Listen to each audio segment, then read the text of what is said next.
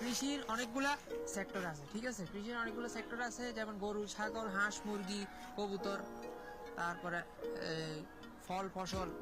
হ্যাঁ, এক একজনে একটা নিয়ে কাজ করে। কেউ কেউ একটা সেক্টর নিয়ে কাজ করে, কেউ আবার বিভিন্ন সেক্টর নিয়ে কাজ করে, যেটাকে সমন্বিত খামার বলে। তো সঠিকভাবে প্রশিক্ষণ নিয়ে যদি এগুলো করা যায়, তাহলে এই কয়েকটা সেক্টর থেকে মাসে 30 থেকে 35,000 টাকা ইনকাম করা কোনো ব্যাপার না।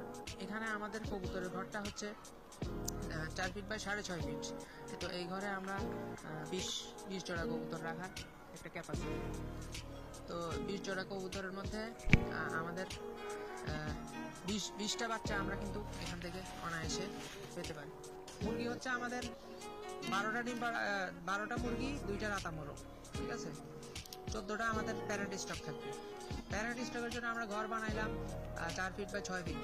আমাদের টার্গেট হচ্ছে প্রতি ব্যাচে 50 পিস বাচ্চা, যেন কমপক্ষে 50 পিস বাচ্চা আমরা প্রতি ব্যাচে বের করতে পারি। আমাদের হাঁসের হচ্ছে 24টা ডিম পাড়া হাঁসের ক্যাপাসিটি আমাদের এই ঘরটা। তো এই ঘরে আমাদের 24টা ডিম পাড়া হাঁস থাকবে, সাথে 3টা হাঁসা থাকবে। তো 24টা ডিম পাড়া হাঁস থেকে আমরা যদি ডিমের যে হাঁস, যেটা ডিমের জন্য ভালো হাঁস, সবচেয়ে ভালো হাঁস হচ্ছে ডিমের জন্য খাকি ক্যাম্পল। খাকি ক্যাম্পল যদি আমরা এখানে পালন করি, তাহলে আমাদের 70 থেকে 75% আমরা ডিম পেতে পারি।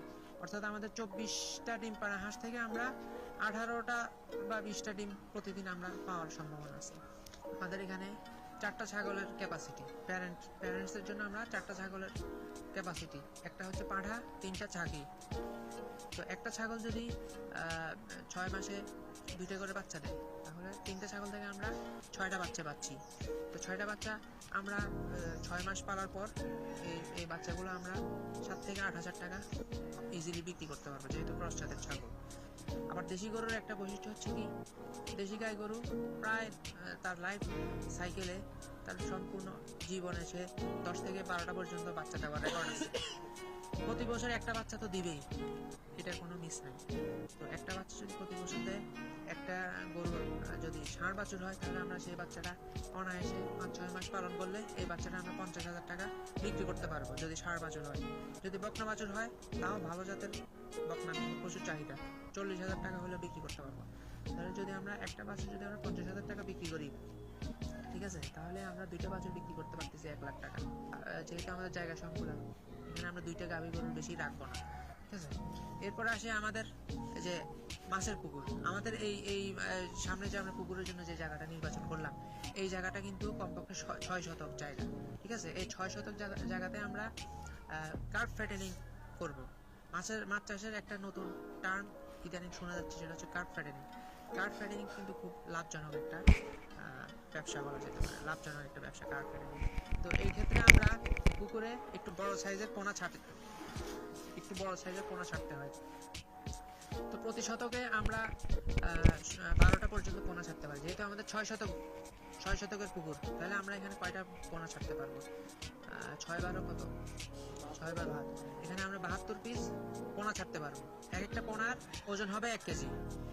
এই পোনাগুলো আমরা 6 মাস পালবো। 6 মাসে এদের ওজন আসবে, এক একটা মাছের ওজন আসবে 3 কেজি। আমরা এখানে রুই বা কাতলার চাষ করব, রুই কাতলার চাষ, অথবা রুইয়ের একক চাষ করব। তাহলে একটা রুই মাছের ওজন যখন 3 কেজি হবে, 3 কেজিওয়ালা একটা রুই মাছের বাজার মূল্য কত বর্তমানে? 400 টাকা তো কেজি হবে, তাহলে 1200 টাকা হবে একটা রুই মাছের দাম, ঠিক আছে। 3 কেজিওয়ালা একটা রুই মাছের দাম আসতেছে 1200 টাকা। তাহলে 72টা রুই মাছের দাম কত আসতেছে? এরপর মাছের পুকুরের একটা পাশে আমরা শাকসবজির জন্য রাখবো, ঠিক আছে। আমরা এখানে কিছু শাকসবজি করব, সিজনাল শাকসবজি। যেমন গরমের সিজনে আমরা ভেন্ডি, টমেটো, কাঁচামরিচ, বেগুন, এই ধরনের কমন কিছু শাকসবজি আমরা রাখবো, যেগুলোর বাজারে মূল্য কমপক্ষে 50 টাকা, ঠিক আছে। প্রতিদিন যদি আমরা এখান থেকে 5 কেজিও যদি আমরা এখান থেকে সবজি পাই প্রতিদিন, তাহলে 5 কেজির দাম আসতেছে কত? 250 টাকা। 250 টাকা যদি আমরা প্রতিদিন সবজি বিক্রি করি, তাহলে 30 দিনে কত টাকা আসতেছে? 7,500 টাকা আসতেছে আমাদের সবজি থেকে। এবার আসে আমাদের মেইন যে আমাদের মেইন ফোকাস হবে আমরা একটা গরুর কাউ ফ্যাটেনিং ফার্ম করবো, আমরা গরু মোটা তাজাকরণের ফার্ম করবো। এই জায়গাটাতে 20 ফিট বাই 22 ফুট একটা ঘর করবো। একটা লাইনে আমাদের 5টা করে গরু থাকবে, 2 লাইনে 5টা 10টা গরু থাকবে। গরুর মোটা তাজাকরণের প্রকল্পগুলো হবে 4 মাসের। 4 মাস পরে এই 10টা গরুকে আমরা প্রতি সপ্তাহে 2টা একটা করে গরু সেল করে 1 মাসের ভিতরে আমাদের 10টা গরু সেল করে দিব। যখনই আমরা এখান থেকে 2টা গরু বা একটা গরু সেল করব, সাথে সাথে আমরা হাট থেকে একটা বা 2টা গরু আবার আমরা নতুন করে অ্যাড করব। একটা বা 2টা গরু আমরা আমাদের কোয়ারেন্টাইন শেডে রেখে সেই গরুটাকে 10-15 দিন পর্যবেক্ষণে রেখে সেই গরুটাকে আবার আমরা আমাদের মেইন শেডে উঠাবো। প্রতি মাসে আমরা 10টা করে গরু সেল করবো, এদিক দিয়ে আমরা সেল করবো, ওদিক দিয়ে আবার নতুন গরু অ্যাড করবো। ঠিক আছে, একটা গরু আমরা কিনবো সর্বোচ্চ 50,000 টাকা। 50,000 টাকার উপরে আমরা কিন্তু কোনো গরু কিনবো না। 50,000 টাকার এই গরুগুলো আমরা 4 মাস লালন পালন করার পর 50,000 টাকার এই গরুগুলো আমরা 4 মাস পরে 70,000 টাকা বিক্রি করতে হবে। 10,000 টাকা ওদের পিছে খরচ। ঠিক আছে, আর বাকি 10,000 টাকা কিন্তু আমাদের লাভ থাকতেছে। তাহলে 10টা গরুতে যদি আমাদের প্রতি মাসে 10টা গরু আমাদের বিক্রি করতেই হবে। প্রতি মাসে 10টা গরু বিক্রি করলে তাহলে 10টা গরু থেকে কত টাকা লাভ থাকতেছে প্রতি মাসে? 10 1 লাখ টাকা আমাদের এই গরু মোটা তাজাকরণ প্রকল্প থেকে প্রতি মাসে আমাদের বের করতে হবে। তো এই হলো নূর এগ্রো ফার্মের সম্পূর্ণ প্রজেক্ট। সবাই আমাদের ফার্মের জন্য দোয়া করবেন যেন আমাদের সামনে পথ চলাটা সহজ হয়ে যায়। আজ এই পর্যন্তই। আসসালামু আলাইকুম ওয়া রাহমাতুল্লাহ।